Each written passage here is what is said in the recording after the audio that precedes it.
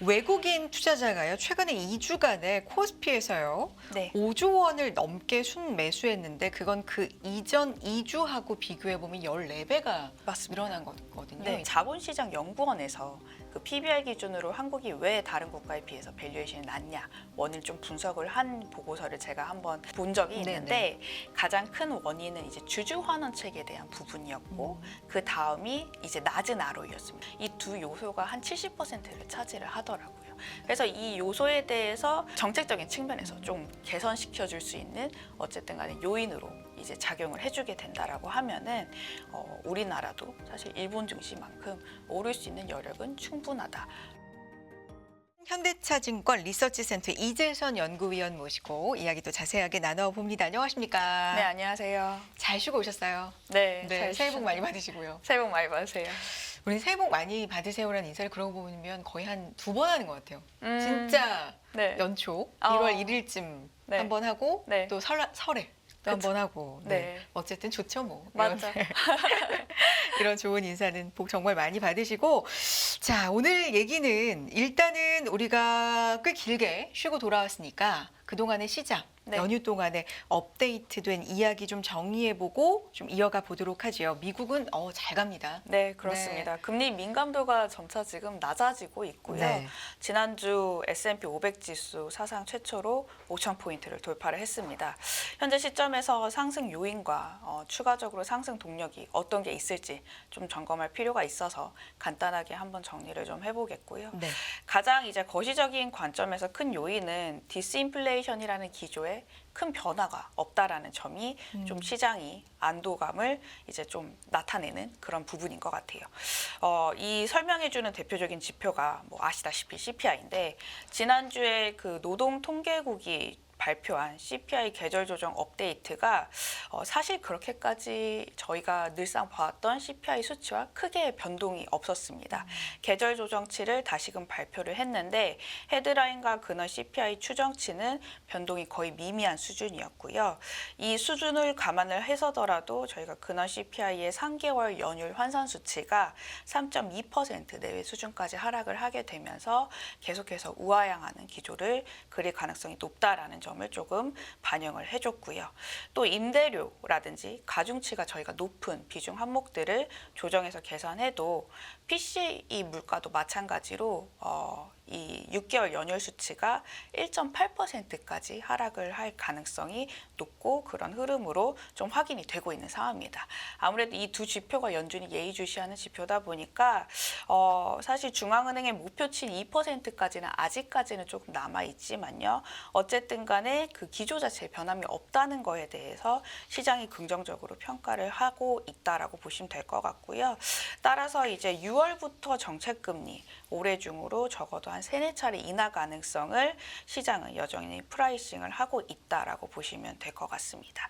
이러한 기조가 된다면 금리는 이제 저희가 민감도가 굉장히 작년에는 높았지만 이제 점차 하락할 것으로 생각을 하고 있고 이제 금리 인하에 대한 거는 뭐 할지 안 할지에 대한 여부보다는요. 언제 할지에 대한 문제로 이제 시장은 보다 조금 초점을 맞출 가능성이 높다라고 생각을 하고 있고요. 또 이제 최근에 좀 시장 리스크 중에 하나로 또 꼽혔던 그 중소형주 은행 사태도 사실 그렇게까지 크게 노이즈로 번지지 않은 모습을 좀 보여주고 있는 상황입니다. 특히 최근에는 뉴욕의 커뮤니티 은행의 이슈가 좀 많이 불거졌었는데 경영진들이 주말 사이에 자사주 매입을 하면서 주가가 뛰었고요. 전반적으로 이제 은행 사태 같은 경우를 보자면 제가 이제 계속해서 말씀을 드리지만 큰형님, 그러니까 대형은행 쪽에서 뱅크런 이슈가 나오지만 않는다면 뭐 일부 이제 중소형주 은행의 파산 이슈가 여전히 노이즈로 작용은 할 수는 있겠지만요. 증시 전반을 흔들 가능성은 전 제한적이라고 생각을 하고 있고요. 또 이제 저희가 작년에 굉장히 크게 사태를 한번 겪었다 보니까 아무래도 이제 포트폴리오 건전성 강화도 중소형주 은행 쪽에서 좀 강화를 많이 했을 거예요. 단기 국채 비중을 줄인다든지요. 그렇기 때문에 사실 은행 쪽의 노이즈는 시스템 리스크로 이제 생각하기에는 저희는 그렇게 가능성은 올해는 또 높지 않다라고 생각을 하고 있고요. 또 약간 시장 자체가 이런 분위기로 흘러가다 보니까 마지막으로는 연준이 여전히 매파적인 발언을 하고 있음에도 불구하고 시장이 더 이상 이를 새로운 내용으로 받아들이지 않는 것 같아요. 뭐 늘 똑같은 얘기를 하고 있다라고 네. 어찌 보면 좀 생각을 할 수도 있을 것 같고요. 뭐 파월 의장이라든지 여타 연준 위원들이 계속해서 인플레이션 2% 목표치를 강조하고 또 데이터 디펜던트를 이제 얘기를 하고 있지만 저희가 이제 앞서서 보고 있는 데이터들을 이제 좀 선행적으로 생각을 해보면은 어쨌든 간에 연준도 기조를 바꿀 가능성이 올해 중반에는 높다라고 생각을 하고 있어서 뭐 물론 3월에 조기 금리 인하 기대감을 거두긴 했지만요. 여전히 하반기 금리 인하 가능성이 조금 무게가 실리고 있다라는 점을 좀 평가를 긍정적으로 하고 있는 것 같습니다. 지금 전반적인 어떤 상황을 말씀을 해주셨고 지난주에 S&P 500이 5천을 넘어서면서 최초로 5천 넘어서서 종가를 형성했고 오늘도 다소 뭐 쉬어간다고 했지만 5천 위에 있습니다. 다우는 또 사상 최고치 경신이고 계속해서 지금 레벨들을 좀 높여가고 있는 상황인데 주도하고 있는 건 단연 AI 반도체잖아요. 네. 이게 계속 가는 한 뭐 지수는 계속 간다고 봐야 할까요? 이 5천이라는 숫자가 진짜로 뜯어보면 숫자만이 아니라 이 내용도 좀 좋은지 여기에 대해서는 한편으로는 또 의문이 있기도 한데 목소리가 있기도 합니다. 어떻게 보세요? 저는 성장률이 이제 크게 개선되지 않는 이상 네. 오히려 시장은 생산성 혁신을 이제 할 수 있는 그런 산업군이라든지 기업들을 더 갈구하고 또 거기에 보다 약간 매력을 많이 느낄 것 같다라고 생각을 하고 있고요.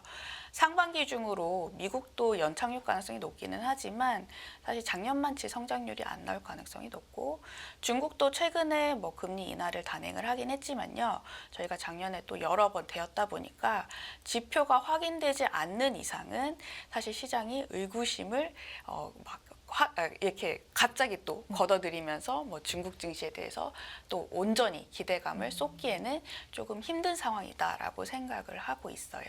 또 미중 간에 이제 저희가 무역 상황이라든지 이제 경제의 그 관계에 있어서도 보자면 2018년도 이후로 사실 교역량이 점점 좀 줄어들고 있는 상황이거든요.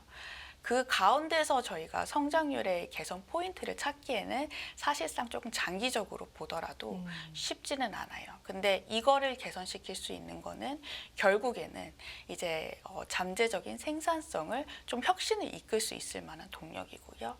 그게 이제 가장 미국은 좀 유리한 위치에 있다. 어떻게 보면 그렇게 생각을 할 수가 있을 것 같아요. 아무래도 빅테크 기업들이 그 AI라는 산업을 주도를 하고 있고 또 이미 일정 부분 규모의 경제를 이루다 보니까 시장이 희소성에 대해서 더 많이 부여를 하게 되는 것 같고요. 근데 다만 이제 저희가 M7이라고 불리는 기업 중에서도 좀 차별적으로 당분간은 미국 시장도 좀 접근을 할 것 같습니다. 뭐 대표적으로 애플과 마이크로소프트를 들 수가 있을 것 같은데 저희가 연초부터 마이크로소프트에 대한 관심이 굉장히 많았잖아요. 애플은 사실 관심이 그렇게까지는 높지는 않았습니다. 왜일까 곰곰이 생각을 해보자면요. 상반기 중에 이제 저희가 아무래도 인플레이션이 꺾이는 구간에서는 매출액이라든지 내지는 소비 모멘텀도 좀 옅어질 가능성이 높습니다. 작년 대비해서요. 또 이제 애플 같은 경우는 대표적으로 중국에 대한 비중이 높고 또 이제 B2B에 대한 비중이 워낙 높기 때문에 이렇게 재화 소비와 이제 연결된 이제 대표적인 기업이라고 보시면 될 것 같거든요. 근데 아직까지 뭐 금리 인하 이후에는 사실 재화 소비에 대해서 이제 저희가 수요가 점점 붙을 거지만요. 그게 아직까지는 저희가 상반기 중에 가능성은 좀 제한적이기 때문에 오히려 시장의 관심사는 이제 빅테크 기업 내에서도 재화 소비의 포트폴리오 비중이 좀 높은 기업들보다는 오히려 정부와 기업들의 투자가 조금 유치가 실현 가능한 그리고 보다 조금 그간 진행이 되었던 기업들 대표적으로 마이크로소프트 내지는 이런 기업들의 엔비디아라든지 메타 이런 기업들에 대해서 조금 많이 주목을 하고 있는 입장이고요. 그래서 이제 미국 증시도 전반적으로는 저는 느린 반등 계속해서 가능은 할 거는 같은데요.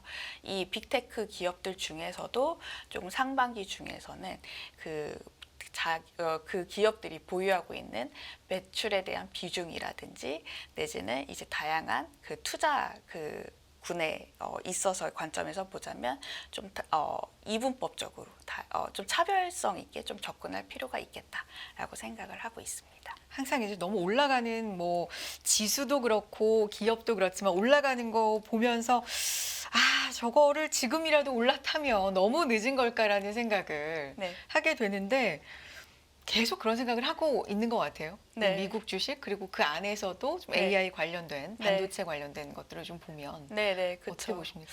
그러니까 금리가 저희가 이제 작년에 한 5% 정도를 봤었잖아요. 그 정도 수준까지 다시금 튀지만 않으면 제가 봤을 때는 성장주 중심의 수급은 크게 빠질 가능성은 좀 제한적이라고 생각을 하고 있고요. 또 저희가 이제 작년에 MMF 자금에 있어서 굉장히 크게 쏠림 현상을 한 차례 저희가 겪었는데 금리 인하 가능성이 높아짐으로 인해서 금리에 대한 메리트가 떨어지게 된다면 MMF 자금이 어디로 이동하게 될까? 결국에는 채권과 주식 시장에 좀 분산화가 될 가능성이 높다라고 생각을 하거든요. 그래서 이제 일부 이제 좀 걱정하시는 분들은 너무 증시가 이제 빨리 오르고 또 너무 이제 연초부터 랠리를 진행을 이제 하고 있는 거 아닌가라고 좀 얘기를 하시는 분들도 있는데 수급적인 측면에서나 내지는 저희가 경기 상황만 보자면은 사실 미국 증시 같은 경우를 보자면은 뭐 오늘이 제일 싸다라고 저는 개인적으로 생각은 하고 있습니다. 여전히. 조심은 해야겠지만요. 여전히. 네. 네. 그렇군요. 사실 오늘 가지고 오신 이 보고서 내용, 주된 부분도 그렇고요. 사실 중요한 건 이제 우리라고 볼 수 있으니까 일본 증시와 우리 증시에 대한 얘기 좀 분석을 들어보고자 합니다. 미국 증시도 최고치 레벨 계속해서 좀 올려서 경신하고 있는 상황이죠. 일본 니케이 지수도 34년 만에 37,000선을 돌파해서 계속해서 좀 고공행진하고 있는 상황입니다. 이 강세 배경 좀 짚어볼까요? 네, 일본은 이제 외국인 투자자들의 관심이 작년 4월부터 높아졌고요. 네. 이제 그래프를 통해서 잠깐 설명을 드리자면요. 네. 지난 2023년 4월부터 9개월 동안 한 25% 정도 니케이 기준으로 상승을 했다라고 보시면 될 것 같아요. 주요 매수 주체는 외국인이고요. 외국인의 매수세가 본격적으로 진행되었던 결정적인 계기는 그 기시다 내각의 그 자본 효율성 개선 정책, 즉 우리나라로 빗대서 말하면 저 PBR 정책에 있어서 본격적으로 이제 정부가 이제 기업들에게 주문을 하고 나서부터라고 보시면 될 것 같아요. 이 기시다 내각의 일본 증시 부양책은 크게 세 가지로 구성이 되는데 이제 그 첫 번째가 이제 PBR, 낮은 PBR 업종들을 끌어올리는 자본 효율성 개선 측면에서 이제 조금 주문을 많이 하고 있는 상황이고요, 기업들한테. 두 번째로는 이로 인해서 개인들의 묶여있는 돈이 증시 쪽으로 유입되게 조금 선순환 구조를 이끌어내자라는 정책을 좀 펼치고 있고요. 마지막으로는 이제 반도체 등 산업 정책에 있어서 좀 구성을 이제 강하게 하고 강조를 하고 있는 상황입니다. 그 중에서 저희가 이제 그 소위 말하는 PBR을 개선시킬 수 있는 자본 효율성 개선 정책은 외국인들의 관심을 유도할 수 있는 가장 핵심적인 정책이었고요. 실제로도 보자면은 그 정책 발표 이후에 일본 기업들이 배당 확대와 자사주 매입을 실시를 했고 주가 부양을 단행하려는 움직임을 보였습니다. 이 그래프를 조금 보여드리자면요. 지금 주주 환원 규모가 자사주 매입이라든지 배당금 측면에서 일본 증시는 조금 확대가 많이 되고 있는 상황이고요. 그 주요 기업들, 대기업들 특히 보시면요, 뭐 미쯔비시라든지 캐논, 혼다, 도요타 등 이제 일부 이 대기업들도 자사주 매입 계획을 이제 발표를 하기 시작을 했습니다. 또 이제 여타 밑에 있는 기업들도요, 그 보고서를 통해서 그 ROE 목표치를 상향 조정하겠다고 밝혔고 실제로도 저희가 이제 향후 2024년께 가서는 PBR 한배 기업이 한 3,300개 정도 되는데 지금 절반 수준 기업들이 이 기업 지배 구조 보고서에 그 경영 개선 계획을 기재할 예정으로 좀 집계가 되고 있는 상황입니다. 네. 그래서 증시 입장에서 보자면요. 지금 대기업뿐만 아니고 이 저평가 기업들도 이 주주 친화 정책에 대한 기대감으로 이 PBR 한배 탈출에 대해서 실제로 이뤄지고 있는 상황이고요. PBR 한배 미만의 기업 수 일본을 보시면요, 44%까지 축소가 됐고요. 또 PBR 한배 미만의 기업에 대해서 펀드 설정 금액도 증가가 되었습니다. 그러니까 일본도 사실 강제성은 없지만요, 결과적으로 이제 정부가 주문한 것에 대해서 기업들이 화답을 하기 시작을 했고, 이게 결과적으로 일본 증시의 추가적인 또 상승 랠리 내지는 외국인들의 수급 개선을 이끄는 주요한 동인으로 작용했다라고 저희가 1년 사이에 조금 확인을 할 수 있는 지표들이 나오기 시작을 했다라고 보시면 될 것 같습니다. 우리나라도 이 밸류업 정책에 따라서 저 PBR주에 대한 관심이 상당히 높아졌고 지금 네. 높아져 있는 상황이고, 외국인 투자자가요, 최근에 2주간에 코스피에서요, 네. 5조 원을 넘게 순매수했는데 그건 그 이전 2주하고 비교해 보면 14배가 맞습니다. 늘어난 거거든요. 네. 이게 확실히 기대감은 네. 어느 정도 네. 많이 있다라고, 맞아요. 이게 방증이다라고도 볼 수 있는데, 이게 이제 일본의 사례처럼 이어질 수 있는지, 지속성이 있는 건지, 뭐 이런 부분인데, 공통점과 차이점이 있다면 어떤 부분이 있을까요, 의원님? 네, 일본 증시와 공통점과 차이점이 있다면, 공통점은 일단 우리나라도 강제성에 대해서는 그렇게 부여는 아직까지는 할 가능성은 좀 적다라고 생각을 하고 있고요. 이번 달 안에 윤곽이 좀 나오는 걸로. 네, 윤곽은 알려져 좀 있죠. 구체적으로 네. 나올 수 있을 것 네. 같습니다. 그리고 이제 우리나라도 마찬가지로 일본처럼 PBR 한배 미만인 기업들이 굉장히 많다라고 좀 보시면 될 것 같아요. 이 그래프를 또 제가 한번 네. 가져와 봤는데, 지금 PBR 한배 미만인 기업들을 보자면요, 코스피 기준으로 전체 중에서 거의 한 절반 정도를 차지를 하고, 사실상 일본보다도 조금 많다라고 보시면 될 것 같습니다. 또 이제 그 미국이라든지 유럽 국가들은 ROE가 15% 정도 넘게 이제 그 기록을 하고 있는 기업들이 대부분인 상황인데, 뭐 일본도 마찬가지지만 우리나라도 ROE 개선이 사실 그렇게까지는 크게 나타나고 있지는 않아요. 15% 이상인 기업이 거의 한 30% 미만이다라고 보시면 될 것 같고요. 그래서 이제 우리나라도 일본을 벤치마킹해서 이런 정책을 조금 설립을 한 것 같고요. 사실상 이런 정책을 펼치는 국가는 좀 거의 없다라고 보시면 될 것 같아요. 우리나라도 이제 보면 일본이 좀 유일한 케이스고, 당장은 또 벤치마크를 하는 국가이기 때문에 이제 그 시장 참가자들이라든지 또 이제 그 애널리스트 분들이 일본의 경우를 대체적으로 조금 많이 비교해서 살펴보고 있는 상황이고요. 뭐 아까 제가 서두에서 말씀을 드렸듯이 그 공시에 대한 의무를 강화를 하니까 어쨌든 간에 공시를 한다는 거는 기업들이 이제 그 이미지에 있어서의 또 중요해지는 포인트인 거잖아요. 그래서 이게 PBR이 조금 올라가는 효과도 실제로 일본은 조금 보여주는 거는 같고요. 우리나라도 좀 비슷하게 좀 기대감이 많이 좀 스며드는 거는 같아요. 외국인들이 12년 내에 그 사실 이 정도 수준으로 그 2주간에 우리나라 증시의 매수 규모를 단행한 거는 거의 사실 전무후무한 이제 기록이기 때문에 일단 저희가 구체적인 정책은 아직까지는 나오지는 않지만요. 어쨌든 간에 이 밸류업 프로그램 자체가 그 외국인들의 관심을 좀 유도를 1차적으로는 했다라고 좀 평가를 할 수가 있을 거는 같아요. 네.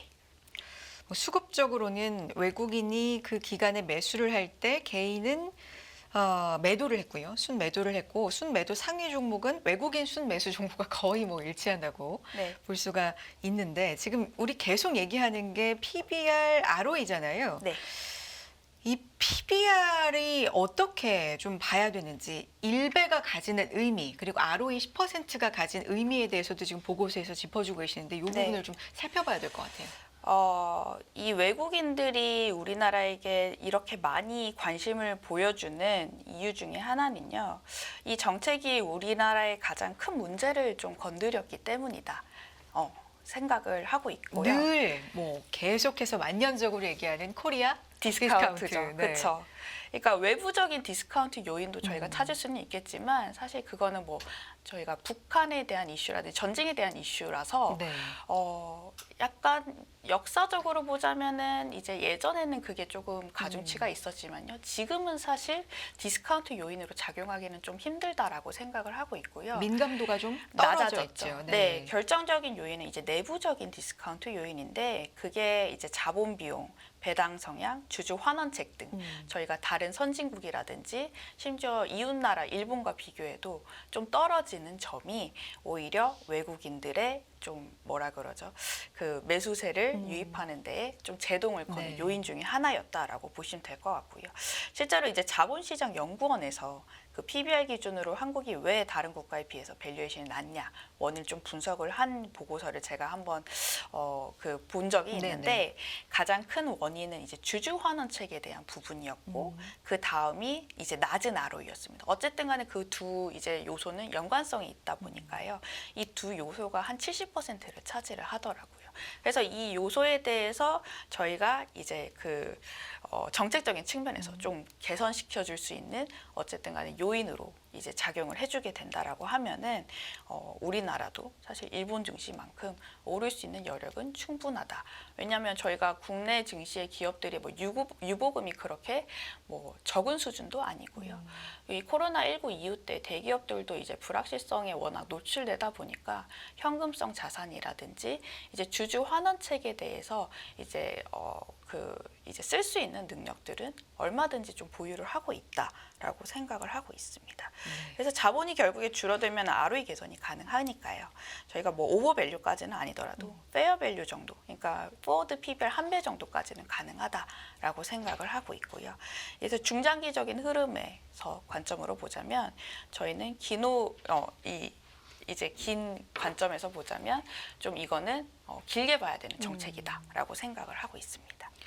1차적으로 어쨌든 코스피가 PBR 1배 정도의 가치 그 이상을 부여받기 위해서는 ROE 10% 회복.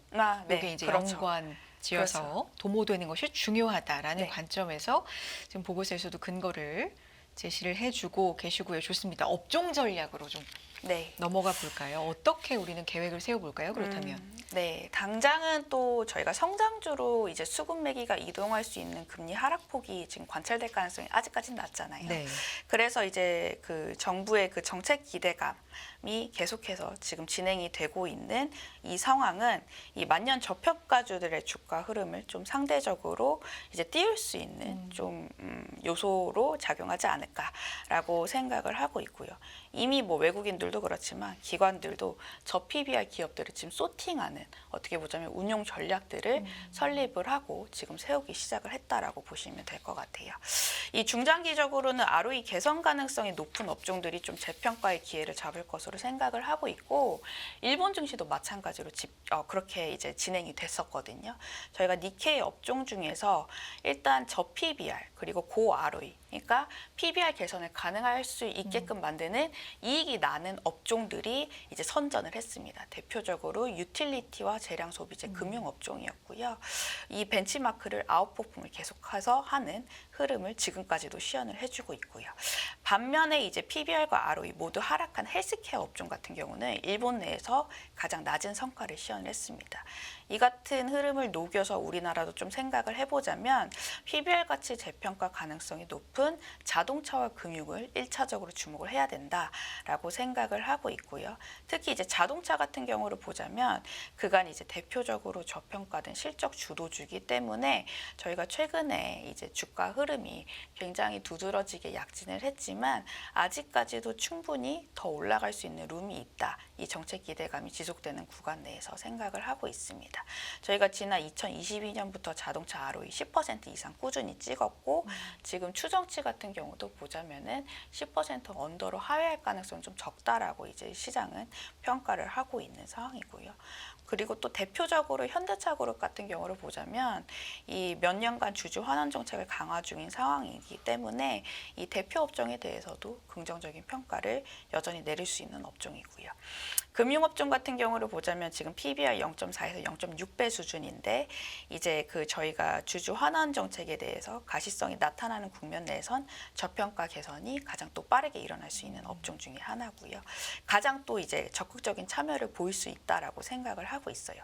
일본에서도 금융업종, 특히 은행 업종들이 이 정책이 나오고 나서 가장 적극적인 참여를 보였기 때문에 우리나라도 은행이라든지 이제 금융 관련된 업종들을 계속해서 주목을 해보자 말씀을 드리고 있습니다.